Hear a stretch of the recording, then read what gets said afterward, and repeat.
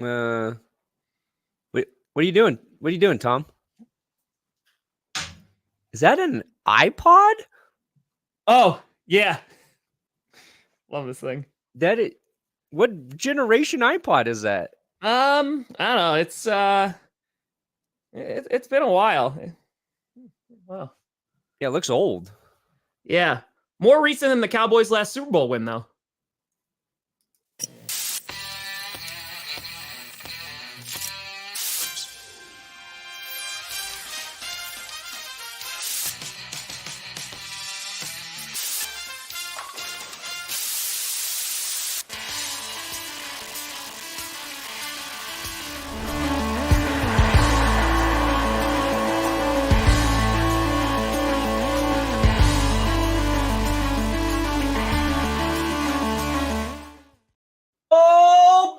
We here. We steer. You in the right direction. Welcome to the Monday edition of the Grossi Perna Show. Tom Grossi, Brandon Perna, and this is GPS. Gypsum. Let's go.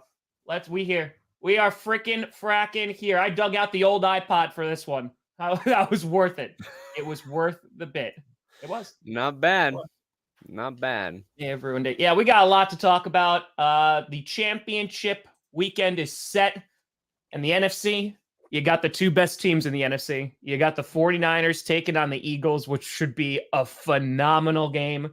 And then for the second year in a row, you got the kitty goes meow. Cincinnati Bengals taking on the Kansas City Chiefs. Oh, I'm alive. Spent some time on the toilet, but we're alive. We are alive. Wait. What? Who are the Bengals playing? Kansas City Chiefs. Is that how you say it? Kansas City Chiefs. All right, so game one of the divisional round is done. The Kansas City Chiefs, they move on. Purdy got a hundo. Oh!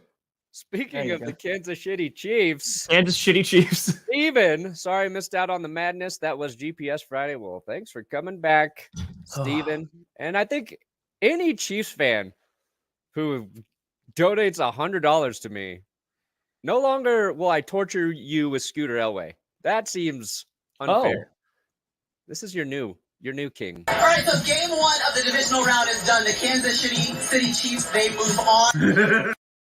That guy's laugh at the end. It's phenomenal. I did. Oh my God. The attempt on my life has left me scarred. Wow.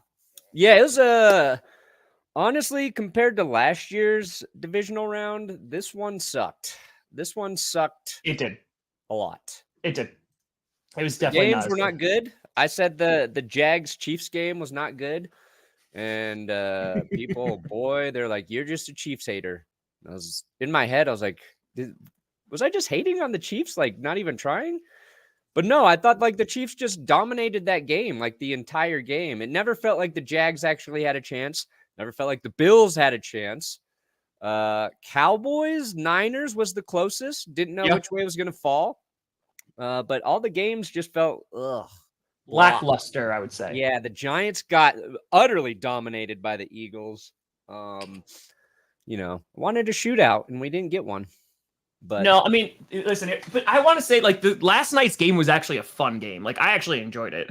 I thought, like, it was a good defensive battle. Yeah, that was the fun part. Yeah, the last night's game was not bad. It felt like Kyle Shanahan and Dan Quinn really just going at it. Two guys who know each other, know each other's tendencies. Cowboys defense played really well. Like everybody's really dunking on Dallas today, but well, dude, did you see this? Did a great job against San Francisco. It was just like that was oh Jesus Christ, please. Whoop! Fake for the kitty. Oh, dear God. Got you. No. Start. Meow. Blazing. But yeah, no, I wanted to show this because I saw this because McAfee actually quote tweeted this out. The social media of the Cowboys put this out. So it like literally pinned it on Dak Prescott. Like that's from the actual Dallas Cowboys social media saying like, oh yeah, I gave the ball away twice. Yep. And I'm like,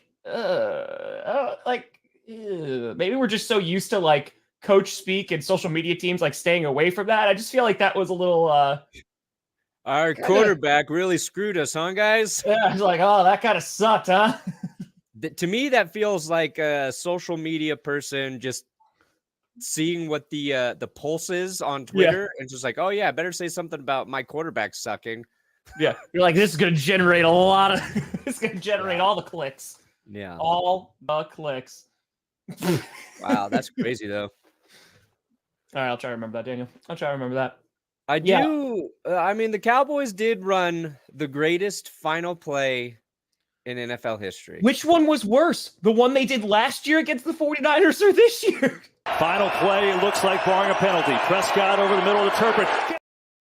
Just Zeke getting wrecked. It's Zeke as the center. It is comical on so many levels. It's hilarious because Zeke comes in. He's an ineligible receiver. So I don't know what the hell he's doing at center. A lateral situation, I think he can get the ball back. But you put him in at center just so he can get blown up. Just so they can throw the ball quickly and get tackled immediately. To make that situation even worse, they showed they were going to do that. And then the Niners take a timeout. It just dragged out the whole process. It did. Because the play before, Dalton Schultz didn't get his foot in bounds. Correct. On a routine catch. It's just a real boner by Dalton Schultz there. So they stopped the clock to review it. Then it just felt like those last 5 seconds dragged out forever. For like 10 minutes. Which made that play not working even better. Hilarious. That's for you, Perna. You got a fitty. Whoa. Yeah, well, I would say losing Tony Pollard was that injury was more significant than Patrick Mahomes' ankle injury. Like, he's that important to Dallas. And I do not blame Cowboys fans if they are this guy today.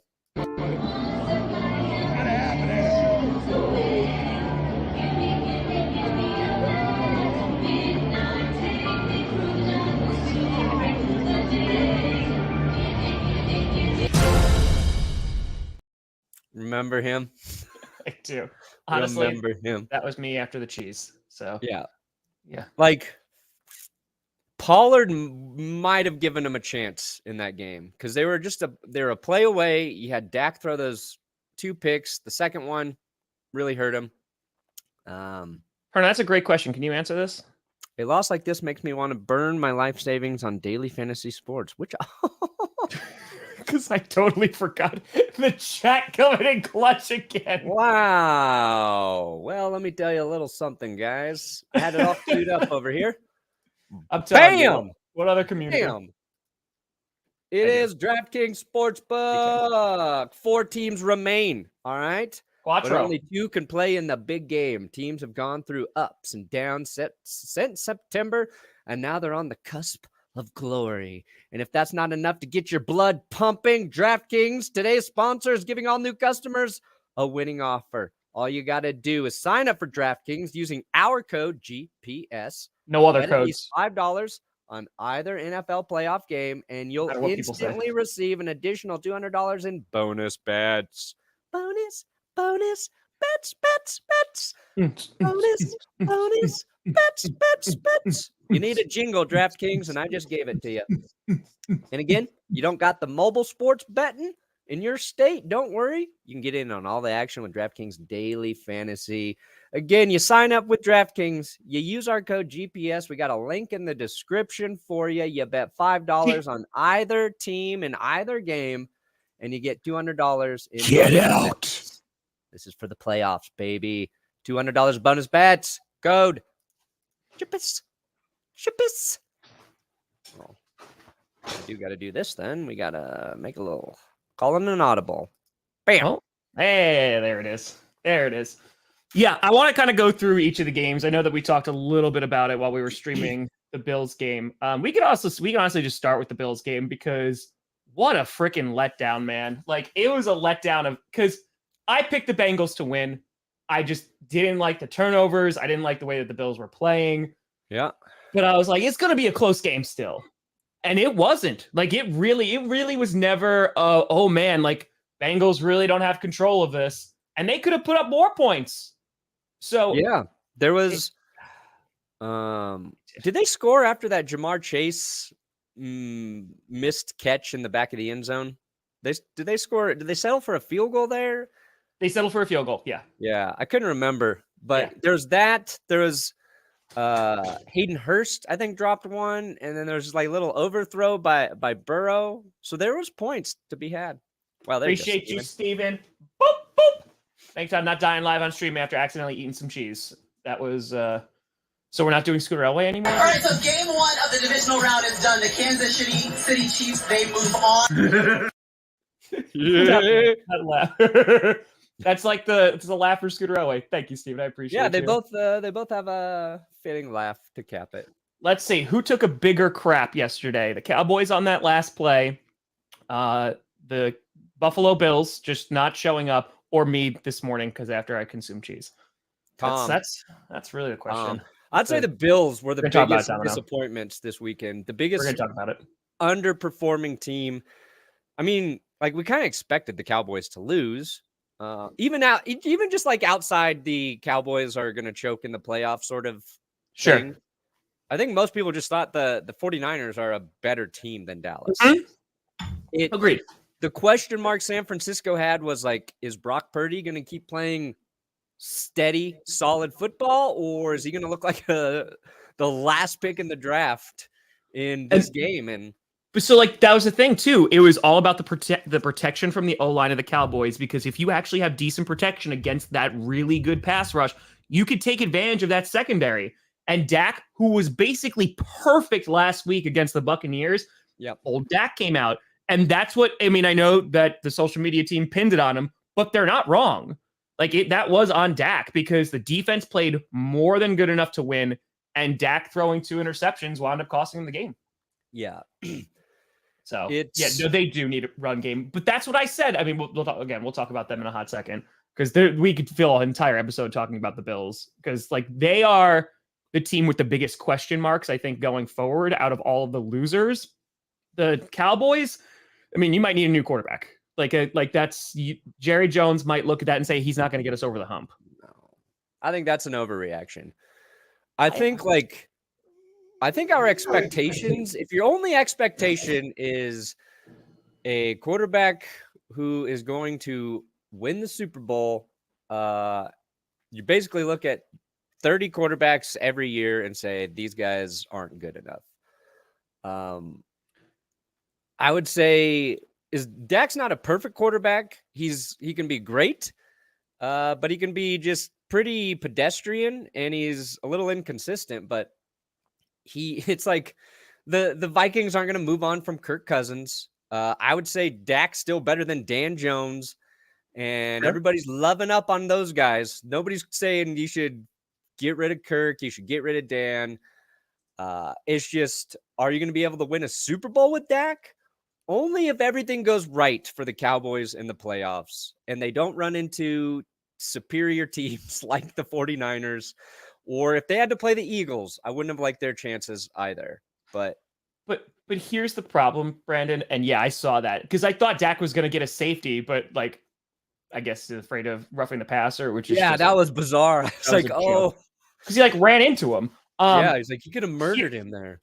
In my humble opinion, the Dallas Cowboys aren't the right team. They're not built in a way that could get over the hump with Dak as their QB.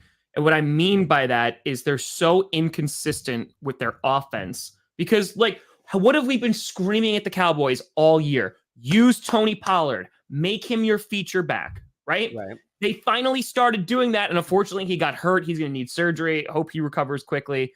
But then they needed to rely on Dak. You can't rely on Zeke, who, I'm sorry, has been the biggest money pit, and that has been horrific because this is supposed to be your featured back, and now he's not. And so when Your now new featured back goes down. You can't be steady enough to hand it off to Zeke and have him try to win you the game. The offensive line, while played very good, is not where it was years ago. The defense, again, up and down all season, played more than well enough to win, but that should be a run-first team, but they're paying Dak and relying on Dak like it's like an Aaron Rodgers-led team. And I think that that's what gets them into trouble because they also don't have the receiver. CeeDee Lamb is very good, but there's a reason why he's 50% of their offense. So I just don't think that they're built in a way that is going to be sustainable going forward and could get them over the hump. Because, like, what do you need now? If you're the Dallas Cowboys, what do you get? You get another wide receiver? Is that going to help? Do you get another offensive lineman? Like, is that going to help? Like, I think that there's a lot of questions for the Cowboys. And I think if they're in like win now mode, I don't know. I don't know if it Dak's your guy because, like, again, those picks hurt. They hurt a lot. Yeah, I mean, I think you keep continuing to try and find pieces to put around Dak. It's an overreaction. We're not. Nobody's talking about firing. I don't know, Geno Smith. There's a bunch of quarterbacks. Nobody's talking about firing Joshie Allen. And you get this far. There's something for getting this far in the playoffs. And you can't there's just not all these great quarterbacks out there to replace guys like Dak. You got to figure out how to help Dak get a little bit better, a little bit safer with the football, and commit to a style of offense that's going to win you games. The Zeke contract, more than anything, set him back, hamstrung him. Yeah. If they had to get rid of Amari Cooper, they win their division. Zeke has just been not effective, not great for the last 2 or 3 years. Take a running back in the 3rd round. Keep Pollard, although you got to worry about, like, he both got a high ankle sprain and fractured his leg. Yeah. So there's going to be a recovery time from that. You can win with Dak. Can you win a Super Bowl? I don't know. But you can say that about every quarterback that's not Patrick Mahomes or Joe Burrow right now, or Jalen Hurts. What about Brock Purdy? He's literally the last pick in the draft. And so, but that's my point, though. Look how the 49ers are built. The 49ers, right, they have to get after the quarterback. They run the ball, which they did pretty successfully in the second half. Coaching. But, like, that's how they would, what? Coaching. Yeah. Coaching. Like, then you start looking at Mike McCarthy, and you're just like... And Kellen Moore, too. Yeah. Oh, God. Yeah, you have to. So, like, again, I think it has to be either a cultural shift, which I don't think they're going to make, or it's a QB shift. I'm not even saying that Dak should be. I'm not saying he should be cut. I'm not saying he should be. I think there's flaws with him for sure. There is 100%. I think they can be fixed. I don't know. Okay, how do you fix them then? Like, is it coaching or is it the player? Yeah, I think he needs a different offensive coordinator and head coach, or just an offensive-minded head coach. Like, I don't know if I think Kellen Moore's all right. I think starts at the very top with Mike McCarthy. I think they've missed. It's hard though because, like, in 2021, Dak lit it up. I mean, he had 37 touchdown passes, 10 picks, right? Like, he can do it. He can put up the numbers. But why were they able to do it? But if it's consistency, he had an injury this year. He comes back, and then they got away from what works. I think it happens in the playoffs too. We're working on a video about the 2006 Chargers. They ran the ball down everyone's throats. Just insane with LT and Michael Turner. They get to the playoffs. They have Rivers throw it 37 times in a game where he completes 14 passes. Yep. Like, it happens. The game, the magnitude, coaches get away from it. The players get away from it. So if you're comparing, like, the Niners, they just stuck to it. It wasn't really going their way on offense. No, they were getting worked by the Dallas D, and they just hung around. And San Francisco got back in that game because of an insane catch George Kittle made. Just an insane play. And Dallas did not have that. Like, I look at the way the Cowboys lost as they were one play away from winning that game. And sure, you evaluate it all, but I think you can work with Dak. I think if Sean Payton went there, like Cowboys fans want, I think they're a much better team on offense. So I think they missed Amari Cooper a lot this year. Yeah. I think they missed him a whole lot this year because that entire offense, all regular season. And this is going to hurt me to say a lot. This is going to hurt a lot. Aaron Rodgers to the Cowboys. What? The Dallas Cowboys remind me a lot of the Green Bay Packers in that they're good in the regular season and they're not good in the playoffs. Because you mentioned the magnitude, the competition is better, and you get away from what has worked all season. That has happened to both of these teams. It happens constantly. And this is why the Cowboys were being successful yesterday, because they were running with Tony Pollard, which they did last week, which worked really well, and they were carrying it over.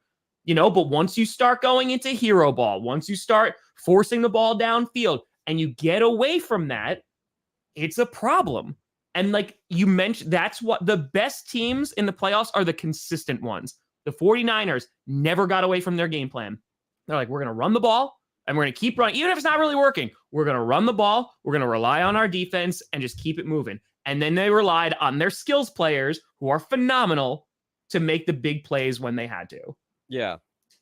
It was patience. The Bills haven't won a divisional round since what, the 90s? Since the 90s, guys. Yeah. It's not an easy thing to fix. It's hard because, like, you got to the playoffs. You won a game. You won a game last year, but you didn't get to the championship, right? Like, only 4 teams get there every season. Yep. So you're doing a really good job. But, like, how do you fix those little things to be doing a great job every year? And that's every team. It's every team. It's Rodgers with the Packers. Right now, it's Dak with the Cowboys. Rodgers better than Dak, but like it was Manning with the Colts forever. Like they had those issues. And this year, like last year, the Cowboys offense was better, but this year it felt like they had the defense to take them all the way. At time, yes. Like. Obviously, the like at least in terms of opportunistic, like they had 2 guys who could get. You got these edge rushers. Micah Parsons was playing insane, and they did a great job, but they kind of squandered it. Yeah, they're the Cowboys, man. They're just gonna happen. It's just. Andre Jones. Oh, were they in? No, they weren't. That was last year. Last year was Bengals Chiefs.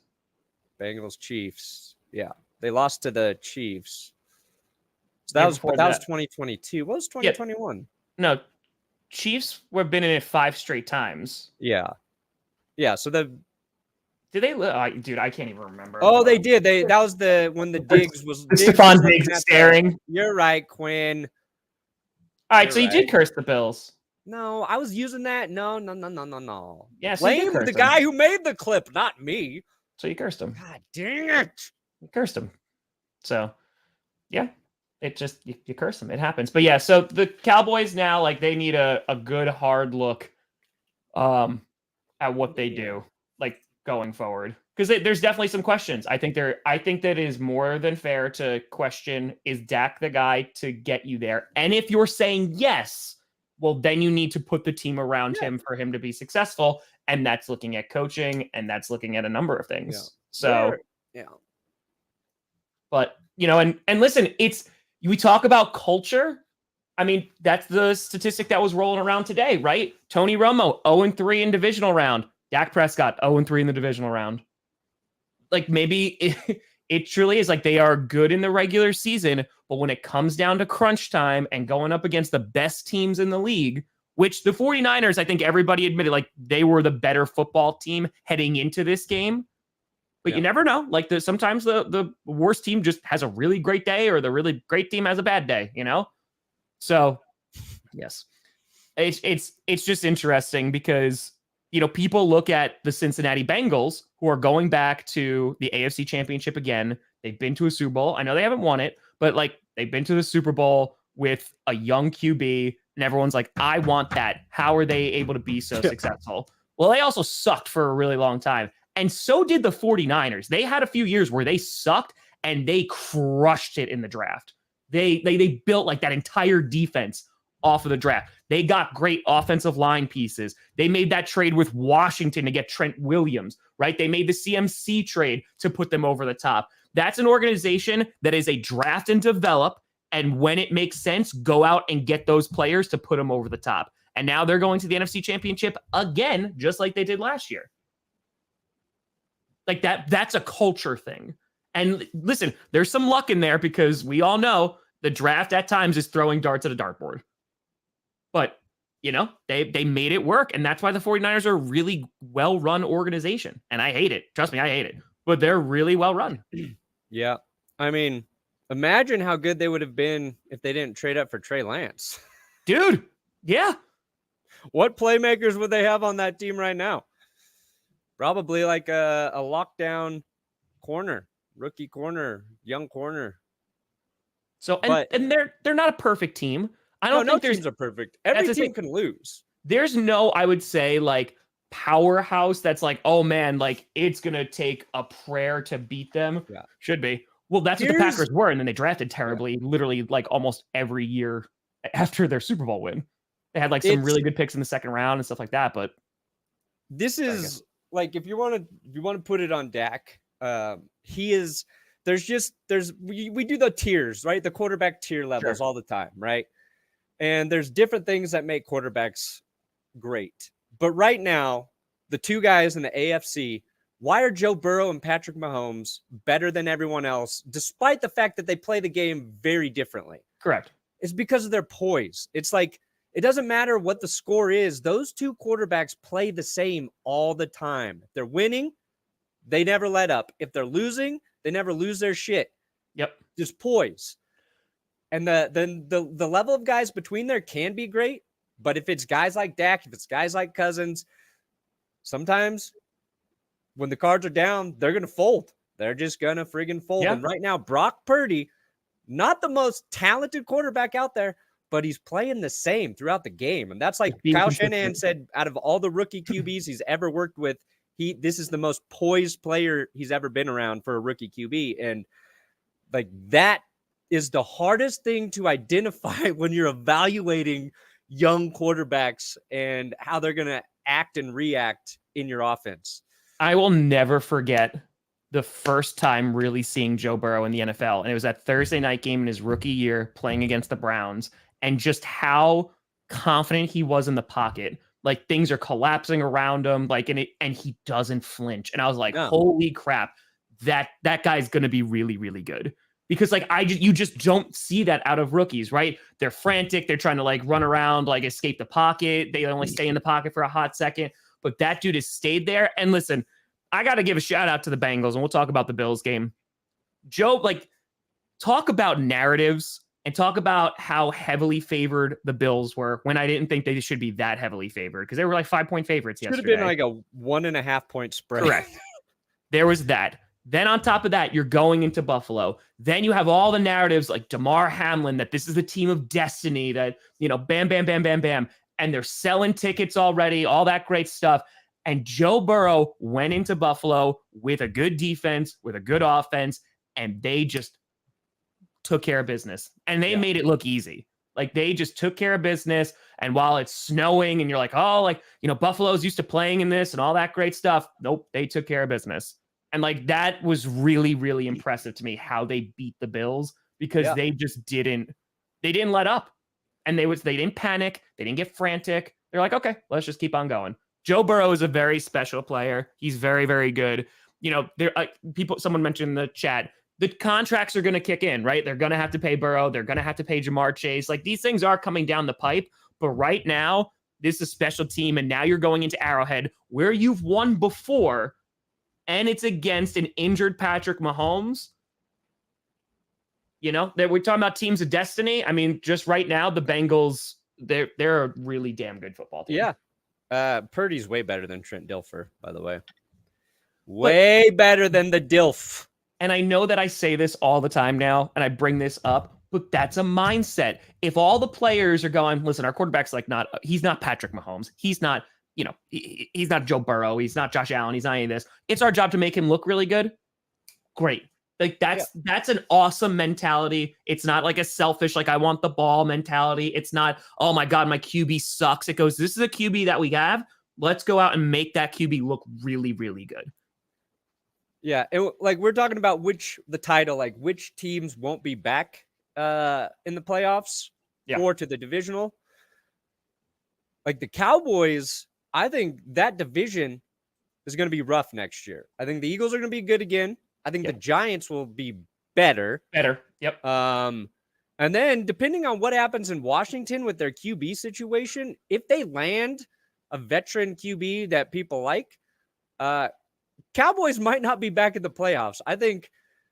And then like the Dak talk could be insane. It's going to be wild. That's for you. Fire everybody.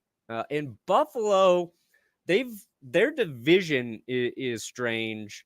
The Dolphins are a wild card. The Patriots, who knows? And the Jets, just like Washington, if they get a quarterback, that's a tough division. I think the Bills will be back in the playoffs, but and there's questions about Ken Dorsey now. People they want Sean McDermott. One more year. If you don't get to the Super Bowl, you should be fired. But if I'm picking between this round and Cowboys and Bills, I don't think the Cowboys will be back to this stage of the playoffs. I got you.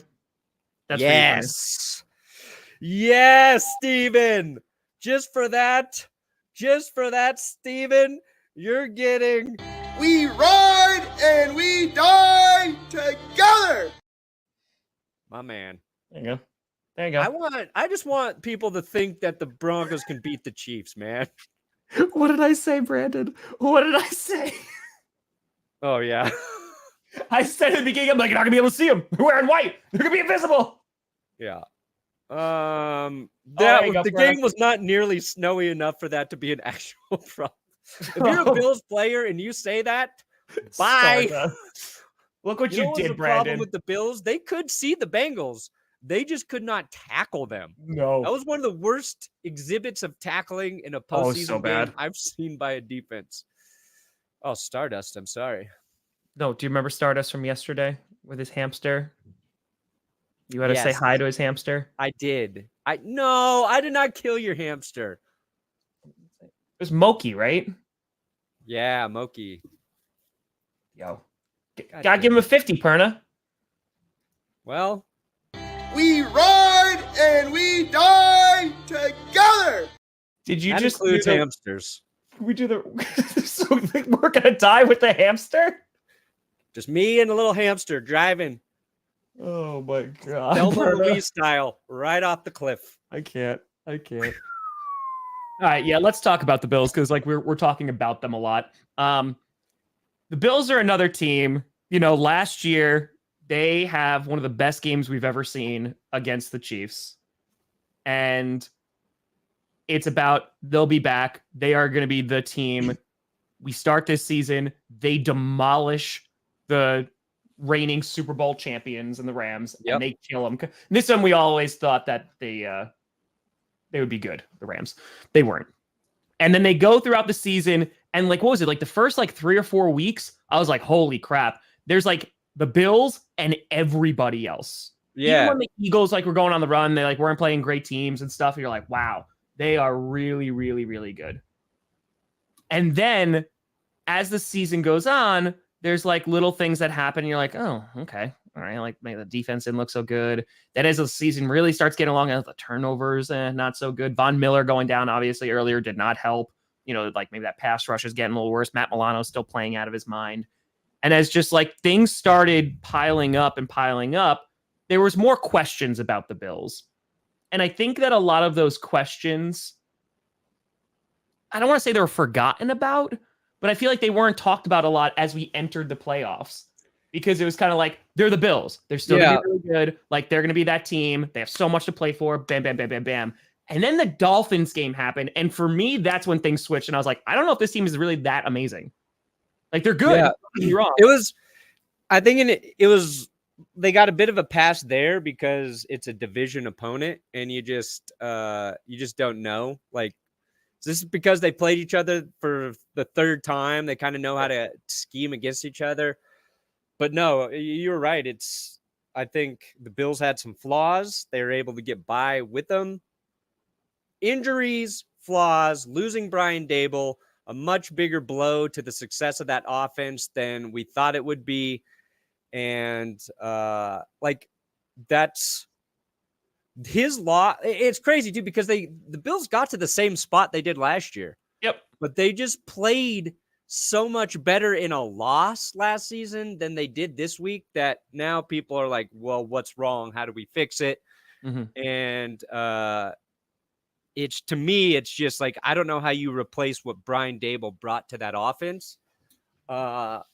Injuries on defense also got there, but like the fact that their defensive front, they've been without Von Miller for half the season. Yeah. The fact that they couldn't get to Joe Burrow in that game with the Bengals being down 3 offensive linemen. Sure. That's just, they need to figure that out as well. They need a defense that's going to give Josh Allen more opportunities because the way they're working on offense isn't perfect anymore. And we looked at that, like Allen's injury, right? Like probably played a factor because he's been battling that. I think there a lot happened to the Bills. We talked about all they went through and all the adversity and stuff. Yeah. Like, and we were like, oh, and they've been able to overcome all this stuff. I mean, it also like takes a toll. Yeah, 100%. You know? So I think like when we're talking about off the field, talking about on the field, injuries and all that great stuff. I think it's just at some point, they ran into a team that definitely was dealing with injuries, but was just like, we're just going to play, because we talked about how they lived and died by Josh Allen. Because again, they got James Cook, but they really don't care about the run game. They haven't really invested in it. They'll get a running back like Cook and be like, okay, we'll throw him back there. And like, that's the problem, is that it's kind of like a patchwork thing. Because I think Singletary's solid. I think Cook is solid, but it's a cultural commitment to it that they really don't care about running the football. And it's good luck. It's hard when your quarterback is so dynamic where you're like, we could run it 6 times on this drive. Yeah. Or we could let Josh Allen throw it 50 yards 6 times and he's probably going to hit. You know what I mean? But once those big plays kind of don't happen, it makes that offense one-dimensional, right? Correct. And you can't, like, if the Bills could run the ball successfully to just set up Allen for easy plays, because it never feels like Josh Allen has an easy play, right? It's like every pass he's working his ass off to get the ball somewhere down the field. It's coaching. That to me is the difference. Like Daboll he limited Dan Jones turnovers. That changed. Yep. Josh Allen's turnovers started going back up without Brian Daboll there. But again, I think injury, I don't think Allen hasn't played his best. This was not Allen's best season. I think there's a litany of things. The biggest question is, what the hell do the Bills do now? And I legitimately don't have an answer for you. I really don't, because I don't know. Obviously, you'll get guys back. Who knows if Von Miller, I mean, like he has that big contract. We'll see. Maybe he's going to come back and play. But yeah. And like you mentioned, the division too, that division's not going to be easy. It is not. Yeah, they're going to have to do some cap working. They're not in a great cap spot. You think it's because they have Josh Allen that it's kind of like, you know what, screw it. Like, let's just throw it out there every single time, because like that's kind of how it is with the Packers. I mean, the Packers literally rolled with Ty Montgomery back there, a wide receiver who was there as a running back. And we rocked with him for a season. And we're like, yeah, this is fine. This is totally normal, because we never committed to it. We go and get Aaron Jones. We get A.J. Dillon in the second. But then there's times where we just don't utilize them, especially in the playoffs and in high-pressure situations, because I don't think there is a cultural commitment to running the football. And you look at some of the best teams right now. Justin, appreciate you. Boop. Yeah, and that's what we're talking about right now. Like, there's that cultural commitment. But you look at the Eagles, They run the ball. They got bullied into running the ball by their fan base last year, and now they nonstop run the ball. You look at the 49ers, they're running the ball. The Chiefs, they can get away with it because they have Patrick Mahomes and they don't have to run the football. But Isaiah Pacheco has been a really good player for them. You also have McKinnon who could break things off as well.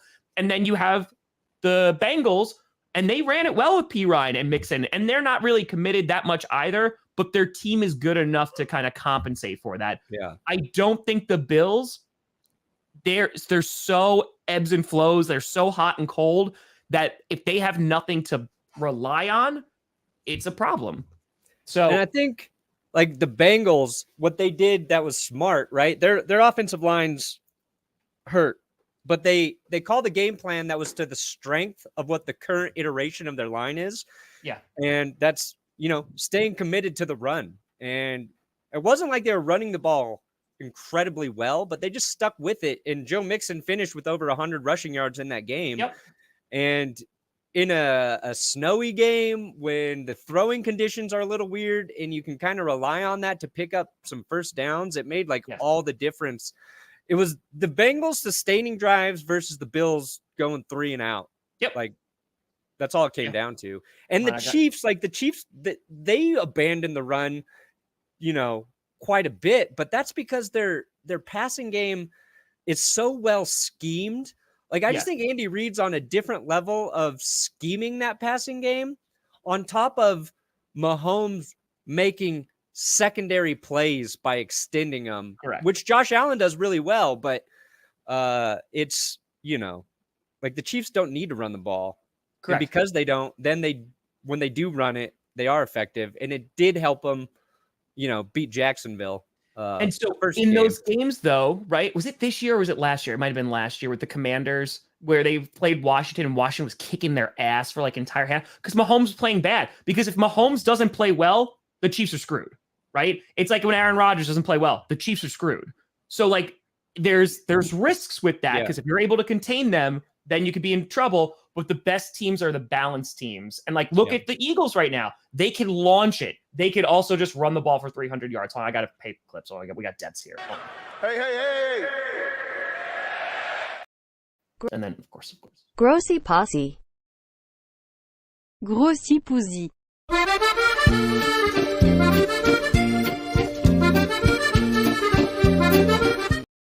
Sorry, I had to pay debts. Chad Henne's elite. That's the real answer, Johnny. That's the real. Anything can happen, baby. Anything is possible. Anything is possible. But yeah, so I think that I agree. But you also look Andy Reid is one of, if not the best coach in the NFL right now. Oh yeah. So that also makes a big difference. Nobody's better than Reid right now. So I think maybe Zach Taylor. Zach Taylor doing a pretty good job coaching. Had a great game plan yesterday. Hats off to Zach Taylor and the Bengals. Yep, they had a great game plan. They had a great game, 100%. 100%. The play calling was great. Nope, I loved everything that Zach Taylor did. Yep, 100%. 100%. But the O-line does need to get better. But I don't know, man. It just seems like there are teams, you mentioned the 49ers, you mentioned the Bengals, who hit adversity with their game plan and still either stick with it until it works or adapt. And I feel like there's so many teams that in this league that just do not do that. There's oh crap, let's panic because whatever we had as our installed game plan is not working. So, I think it's hard. We don't know this answer, but which coaches actually are able to make adjustments during the game that sort of shift the trajectory versus the guys that had their game plan coming in because this is what we prepped for all week and we're just going to stick with it even if it's not working. Do you stay there and that eventually turns into it working, or you stick with it and it's not working and never does, and you lose because you can't make an adjustment in the game? We don't know any of that shit. We just can't know what the coaches do. And even I was listening to the Manning cast, their last one, and Peyton Manning's one of the dumbest things people say is halftime adjustments. Yeah, it's a joke. It's those don't happen. You go in the locker room, you eat an orange. Yep. Get a Coach Gatorade. says, let's get back out there and do it, guys. He's like, we're not making halftime adjustments. People always assume that. He's like, that's not true. Farting in the locker room. Yeah. Which is funny because so many games Manning just came out of halftime and it felt like they started doing things differently. And that's when they, caught fire. But I think it's just kind of learning what the opposing defense is doing well in that game. Yeah. And I think also as fans, like we project, like if they're being successful or not, we're just like, oh, must have been those halftime adjustments that they made. Yeah. Yeah. So, I mean, all right, so the Bills. Yeah. I think O-line, that's going to be a priority. But they have some questions. And I think that give it another year, some seats are going to start getting warmer because after yesterday's performance, people were already starting to call for it. Give it another year. If they have another playoff exit like they did, it's because I feel like the Bills, how do I put this in the nicest way possible? I think collectively as a league and fans of the sport didn't consider the Bills' loss their fault last year. And what I mean by that, it was the overtime rules. It was Patrick Mahomes being so godly, but a lot of it was the overtime rules saying like that game should have kept going, whatever. It was the Bills that still allowed a touchdown in 13 seconds, which is almost inexcusable. Yeah. It is was the it fact a touchdown or a field goal? What? Was it a touchdown? 13 seconds to get in field goal range. Yep. Yeah. So allowed that big pass because it was to Hill or Kelsey. I forget at this point. I think it was to Hill. There was that. Then you had like in overtime, the defense just laid over and died there. So I don't know if like we changed the overtime rules, we did this, and now like look what the kind of performance that they put up. And again, listen, it's any given Sunday. It's any team that could show up. You could be amazing all year, but if you just don't show up one Sunday, you could lose, especially in the playoffs when you're going up against the best competition. But I think that the Bills definitely have some things to look at, and it's on the defense. Again, they dealt with a lot of injuries this year. It is the defense, but it was to Kelsey. There you go. But it's also like, again, I think there's coaching things that you look at and maybe just cultural changes, like actually giving a crap about running the ball or not. I mean, Josh Allen isn't Patrick Mahomes. He's not. He's a very, very, very, very, very good quarterback. But I think there's only that combination they have in Kansas City of an all-star like Travis Kelce. They had Tyreek Hill, but you have Patrick Mahomes, who is like phenomenal. He truly is. And I know, like, listen, Chris Collins, where everyone like, oh my God, the Patrick Mahomes. Yeah, exactly. It's just, I'm surprised you're allowed to speak. Like all those are able to speak. But I think that like you have to admit he is incredibly talented, and you also have one of the best coaches in the league. Yeah. So that combination, they can get away with a lot. And really one of the best tight ends to ever play too. Like, yeah. Even when you look at Brady's postseason success, like of the last what 12 years or 14 years versus the first 8 or 10, whatever. Like Gronk was pretty key in so much of it, and even like without Gronk in Tampa Bay, it's been an issue. But having they also have teams around them too, yeah, like, of course, Brady. And there's playmakers, and the Chiefs always find playmakers. They found a way to make plays without Tyreek Hill this season, which was impressive. And it's changed different guys like from chunks of the season, but the consistency has always been Reed, Mahomes, Kelsey. Yeah, that is their like holy trinity of how everything works on their offense. And the fact that the Jags had no game plan for Travis Kelce that's a huge gaffe for their defensive coordinator and for Doug Peterson coaching that game, because we were all talking about this is Peterson versus Andy Reid, these two great coaches, and Doug Peterson did a hell of a job with the Jags all season. But they let Kelce 14 receptions in that game, 2 touchdowns. Let any of those other guys beat you. Let Juju Smith-Schuster beat you, because sure. I like your chances in single coverage with Juju, whoever. Put freaking 3 guys on Travis Kelce. Stop letting him just get open in your zones. Stop, like, have a plan for him, because the Bengals, when they beat the Chiefs, they limit Travis Kelce. 4 catches, I think, in their loss this year. And don't get me wrong, you cannot stop Kelsey. Yeah. But he can't be the thing that just torches you first down after first down after first down. Yeah, but you know what the more frustrating thing is? Because if you're like, you know what, maybe their game plan is just get after Patrick Mahomes and get after the quarterback because he's on one leg. That didn't work either. So it's not like you're sending extra rushers. They never made Mahomes uncomfortable, even when he was hobbling. That makes it more frustrating because it's not like, oh, all right, well, we're just like, going to constantly get pressure on Mahomes, but you didn't. So at some point you got to go, listen, guys, let's cover the guys that are there because we ain't getting any pressure. Yeah, so, it's like when you have a tight end like that, it's really a matchup nightmare because you don't know. Yes. We can't cover him with our linebackers. We bringing in an extra corner or safety, which is going to make us maybe a little more liable against the run. It is really hard when your tight end can control the game. Yes. That's why Gronk was crazy good for Brady, and that's why like Kelsey's been that way for the Chiefs. It makes things easier for all the other ball catchers too. Yeah. Because usually you have a linebacker who's lined up against a tight end, and you can't put a linebacker on Travis Kelce. Like, it's just not going to work unless it's Fred Warner. Like, he could. Yeah. So, unless it's otherworldly. So, yeah, the Jaguars, I think they're going to be okay. I think that they have a good shot at being back. I think that they could win their division. The Colts, who the hell knows what they're doing? They'll go get a young QB, but they have, like, their O-line is not where it was. So, like, they're going to have to rebuild a little bit. They got to hope that Jonathan Taylor also is healthy and gets back to form. The Titans, I'm not gonna lie, I have no confidence in the Titans whatsoever. I love their pass rush, but I have no confidence in the rest of that organization and team. And then the Texans are the Texans. They got a long way to go still too. So the Jaguars are in a good place to, get into the playoffs again. I think they took a big step this year. I think Peterson in his second year will be okay. I wouldn't be surprised to go out and get another weapon, and kind of like get another wide receiver maybe to chuck the ball to, but their defense needs to get better too. That pass rush who has first rounders on it, they need to get better. Like you have Josh Allen that's on there. You have Walker that's on there. Like they need to get better and after the quarterback because they were inconsistent this season. So, yep. But they'll be back. I think that they'll be back. I think that they are almost a lock to win their division. And we learned, I think Trevor Lawrence has also that poise. He does. Now he has the ability to throw 4 interceptions, but yes.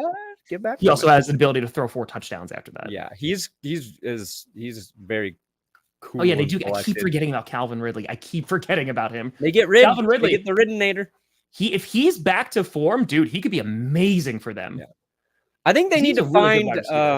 They need to find their Robin for Travis Etienne. He's the Batman. He's just like he's a very good running back. But I want them to have somebody who's like a bulldozing tackle, change of pace breaking type. Like, hey, it's 3rd and 1, just give it to this guy. Yeah, sure, I get that. So the Chiefs move on. Then the last game to talk about is just the Eagles Giants. The Giants just ran into a buzzsaw. Okay. Yeah, and again, I think the Giants are another team. They improved radically this year. I think they're going to have a good shot to win their division next year. And I think that they're going to be a much better. And this is to do it with all the injuries that they've been dealing with. They have no wide receivers on that team. Sorry, no disrespect, but they don't have any star-studded playmakers or wide receivers. Saquon had a really good year. Daniel Jones had a very solid year. And I know people are going to look at, he didn't throw a lot of touchdowns, but look at the roster around him. I think the Giants' future is great. And I think the big part of it is going to be Brian Daboll, because I think he is a very good coach. For you to take what that roster was and to drag them to the playoffs, I think it's impressive. Yeah, and they found guys who stepped up, like Isaiah Hodgins and Richie James. Yep. I think what they found is they really good Richie depth James at receiver. They need the guy. They need the him. They need their Justin Jefferson, their Jamar Chase, their Stephon Diggs. I don't know. Diggs looked very unhappy in that last game.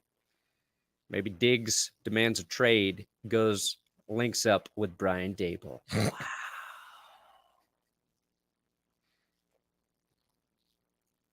It's their hot the take. Giants sign Antonio Brown this offseason. Oh, Jesus Christ. But I'm not worried about the Giants.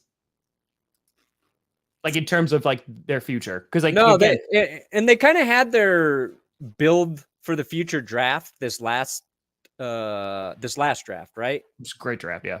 Offense, defense in those top tens, your edge rusher, your tackle, and they took a big leap forward. It's like it feels like they're just another solid draft and one or two free agent pieces away from being a really good team in that division. Yeah, no, I agree. But we need to see Dan Jones do it again, and we need to see him be better. Like he did he had like 700 rushing yards this year, which is crazy. He needs to go from like 15 touchdown passes to 28. He needs like 28 TD passes. Keep those picks limited. They're a good offense. Philly, though, man, like trying to figure out right now who I think is better between Philly and the Niners it's how I felt about Cincy Buffalo this last week. Except the Bills showed their flaw, and I just refused to see it. The Eagles not showing it. Niners not showing it. So that game's going to be fun. It's going to be such a physical football game. It's the game that I've wanted to see all year because we've been talking about it all year. We're like, you know what? That would just be such a great matchup. I will say, because the Eagles have the defense. They do. They have the defense that can get after the QB. We did not do a second ad read, which I just realized. Oh, we did it in there. What do you mean? What do you mean? There's 4 playoff games left, and you can check out DraftKings, a sports book, an official sports betting partner of this show. Teams have been through the ups and downs September, and now we're on the cusp of glory. Well, they are. If that's not enough to get your blood pumping for football, DraftKings, today's sponsor, is giving all new customers a winning offer. New customers, all you got to do is sign up at DraftKings with our code GPS. Bet $5 on either NFL playoff game, and you'll instantly receive an additional $200 in bonus bets. We only got 2 games. Got 4 teams left. Yeah, sorry. 4 teams left, 2 games. Bet on whichever one. I don't do numbers so good. Never mind. It's 3 games. The Cowboys quarterback of numbers reading. Yeah, I buckle under the pressure, baby. But if you don't, check it on DraftKings. Our code GPS. Link in the description. Bonus bets at $200. ASMR. Nailed it. Anyway, so yes, Eagles. It is very difficult because they have the defense that could contend and get after Brock Purdy and the 49ers. And they have an offense that could torch that secondary. Their O-line, which has been solid this year, they just need to be able to hold up. And I like the Eagles' chances a lot because if that offensive line is able to stop that freaking the defensive front of the 49ers, I think they're going to torch them. I think that they might torch them. It'll be a close game. I don't think it's going to be a blowout, but I think that the Eagles have like a bit of extra oomph. Yeah, we saw the limitations of Brock Purdy right now with the way the Cowboys got after him because he didn't have a lot of time. He didn't. But like in the first half of that game, I was like, man, the 49ers offensive line's really losing these pass protection matchups. And you're right. Like the Eagles, they've got so many guys on that defensive front because they signed everybody before the trade deadline. Nursing home, they're like, come on down. Come on, get in here. But yeah, like making Purdy uncomfortable, that could slow down the 49ers offense. But if he has time, there's just the Eagles secondary was great all season. And then kind of those last 2 weeks, everything about the Eagles felt wrong without Jalen Hurts, right? But then they came back, beat the Giants. You're like, okay, there's still this really good football team. And maybe, it's so hard. But they're probably the 2 most talented overall rosters in the NFL. I'd agree. Which is going to be fun. Yeah. And then Bengals and shit. I do wish Patrick Mahomes was healthy. Just because I just want to see like full strength. Just go. Yeah. But that'll be a good both. Honestly, I think we got the best. I know people want to see Bills Chiefs, but I think the way that the Bills played these past 2 weeks is like, nope. No, so I think we're getting the best 2 games that we possibly could have gotten for championship Sunday. I'm so pumped for it. It's going to be great. It's just going to be great football. It will be. It's just really hard to beat a perfect team like the Chiefs. There we go. So good, those Chiefs. There you go again. Did we miss anything? No, we got them all. Did we do it all? We Only did 4 all games. football talking. It's so weird. It was just this few of games. It's like I know, but we had a lot to say about it because the games weren't even that good. No, But it's true. All right, Perna, you got best and worst coming out today? yeah, it should be up. Probably by 2. We'll see. Nice. Somehow there's fewer games, but the script is longer. Yeah, no, that's what happens. Yeah. We had over 6,000 people in here, folks. I appreciate you all tuning in. GPS, we're here every Monday, Wednesday, Friday. We'll be back on Wednesday at 11 a.m. Eastern. So you got best and worst at it? Yeah, or do you have all teams react? Yeah, I'm going to put out a short. Did it stop snowing? Damn it. All right, I really wanted the snow in the background. Okay, yeah, I have a short coming out. It's going to be NFC East reacts to the Divisional. Then I'm doing every NFL fan's reaction to it as well. And then this week, I'm just going to have all 4 teams that lost. I'm going to have their season reactions and then rankings and predictions, all that great stuff. Busy day for Tommy G. Always, baby. Always. Stay away from that cheese. Oh, Jesus Christ. Yeah. It's so funny that you're a Packers fan and you're allergic to cheese. I know. The irony is... I just realized that. Oh, my goodness. Does anybody ever mention that in your chat? At least 115 times, yeah. Wow. Yep. That would be like if I were allergic to horses. That would be like if I weren't allowed to marry a horse, Tom. I feel like you shouldn't marry a horse anyway. It'd be like if I were Eric Berry.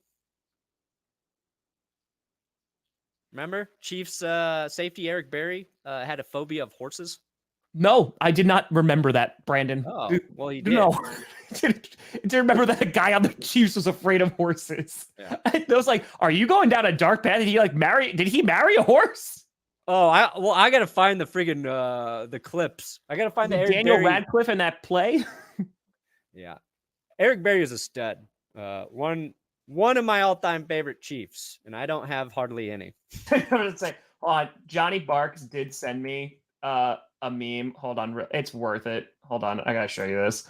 I'll play it. He sent this to me at 3:41 a.m.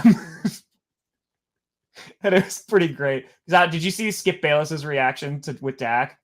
Yeah, I deleted a tweet that I was gonna pop out of that with Skip. So he sent this to me at 4:00 in the morning, and it was amazing. Hold on, there we go.